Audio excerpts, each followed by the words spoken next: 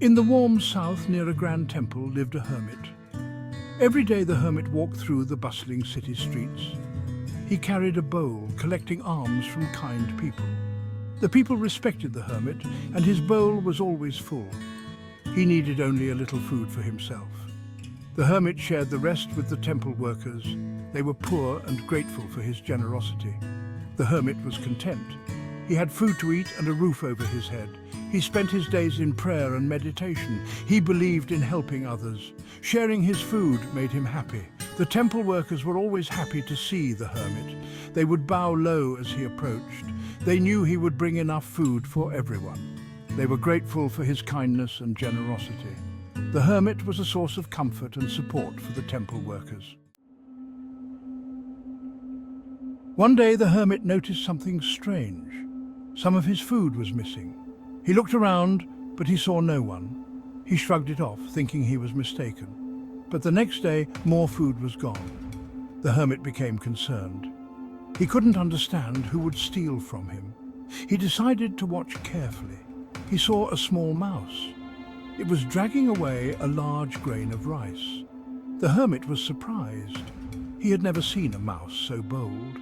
He tried to catch it, but the mouse was too quick. It scurried away into a hole in the wall. The hermit was annoyed. He tried to block the hole with a stone. He thought this would keep the mouse away. But the next day, the food was gone again. The hermit was amazed. He couldn't believe the mouse had found another way in. The hermit was determined to outsmart the clever mouse. One day, a mendicant visited the temple. He was a wise old man who had travelled far. He saw the hermit looking troubled. The mendicant approached the hermit. "Why do you frown, brother?" he asked. The hermit sighed. He told the mendicant about the clever mouse. The mendicant listened patiently. He nodded his head in understanding. He had seen a lot in his travels. He knew that even small creatures could be troublesome. When the hermit finished, the mendicant smiled. He had an idea. "The mouse is only strong because it has a secret store," he said. The hermit was puzzled. "A secret store?" he asked. The mendicant nodded. "Follow the mouse," he said. "You will find where it hides its treasure." The hermit was intrigued. He decided to follow the mendicant's advice. The hermit and the mendicant waited patiently. They watched the mouse scurry out of its hole. It was carrying a large piece of fruit. The hermit and the mendicant followed the mouse, keeping a safe distance. They didn't want to scare it. The mouse led them to a loose brick in the temple wall. It pushed the brick aside and disappeared into the darkness.